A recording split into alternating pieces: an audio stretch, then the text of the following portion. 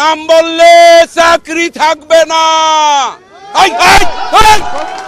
শালার বুতেরা চুপ থাক। উনি বললেন আল্লাহর কাছে, ওই শালার বুতেরা, শালার বুতেরা, আরে বাড়াই দেওয়া হয় না। আল্লাহর কাছে বিচার রইল, এইরকম বিচার আল্লাহ সহ্য করবে না। যার ওই তুমি ঠিক দাও কেন শালার পুত ভোট দেন দান আবার ঠিক দাও। সবাই হাত তোলেন। ওই শালার বুতেরা মুনাজাত কর। 2014 সালে মুন্সিগঞ্জে উপজেলা নির্বাচন চলাকালীন একটি ঘটনাকে কেন্দ্র করে আব্দুল হাই এক উত্তাল বক্তব্য দেন, যা সেই সময়ে সামাজিক যোগাযোগ মাধ্যমে ভাইরাল হয়। তার কথার জোরে সাড়া পড়ে যায় সারা দেশে।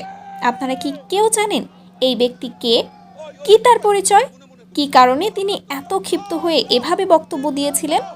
এসব বিষয় নিয়ে জানার আগ্রহ রয়েছে অনেকে। তাই আমরা বাংলার বার্তা চ্যানেলের পক্ষ থেকে জানাবো এই বিএনপি নেতা আব্দুল হাই সম্পর্কে। সামাজিক যোগাযোগ বিভিন্ন মাধ্যমে একটা ভিডিও ভাইরাল হওয়ার পর বেশ সাড়া ফেলেন বিএনপি নেতা আব্দুল হাই। ওই ভিডিওতে দলের সমর্থকদের সঙ্গে মোনাজাত করার সময় আল্লাহর কাছে বিচার চান তিনি।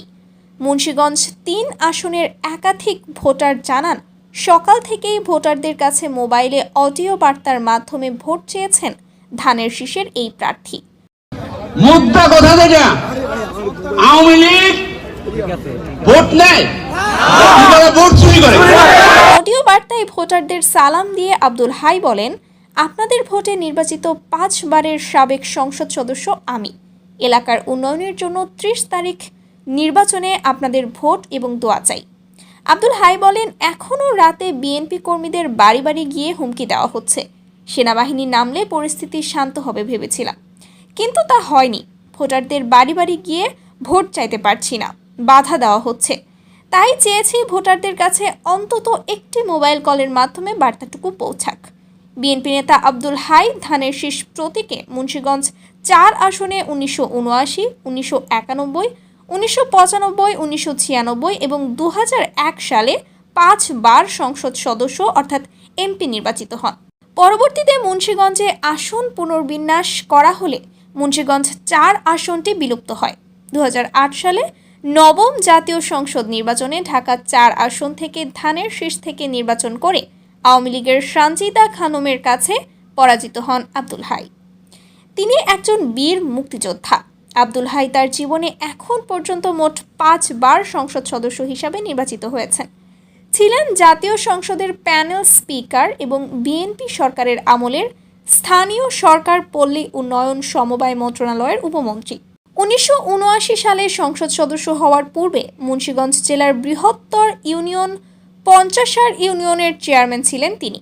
তিনি সর্বপ্রথম 1979 সালে দ্বিতীয় জাতীয় সংসদ নির্বাচনে তিনি বাংলাদেশ জাতীয়তাবাদী দল বিএনপির প্রার্থী হিসেবে অবিভক্ত ঢাকা 8 আসন থেকে সংসদ নির্বাচিত হন।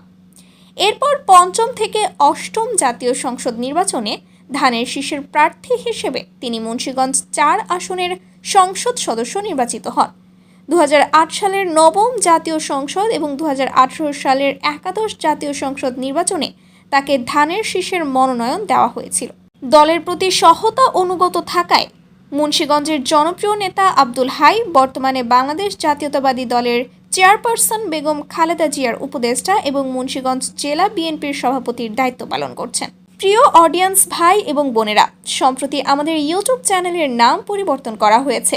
আপনাদের অনেক অনুরোধের পর এই সিদ্ধান্ত নেওয়া হয়েছে যে আমাদের আগের চ্যানেলের নাম ছিল গল্পের হাট, আর এখন তা পরিবর্তন করে বাংলার বার্তা দেওয়া হয়েছে। আশা করি এই নতুন নামটা আপনাদের সবার কাছে পছন্দনীয় হবে। সবাই ভালো থাকবেন, সুস্থ থাকবেন। আল্লাহ হাফেজ। আপনারা সবাই বাড়ি যান। শনিবার হরতাল হরতাল হরতাল।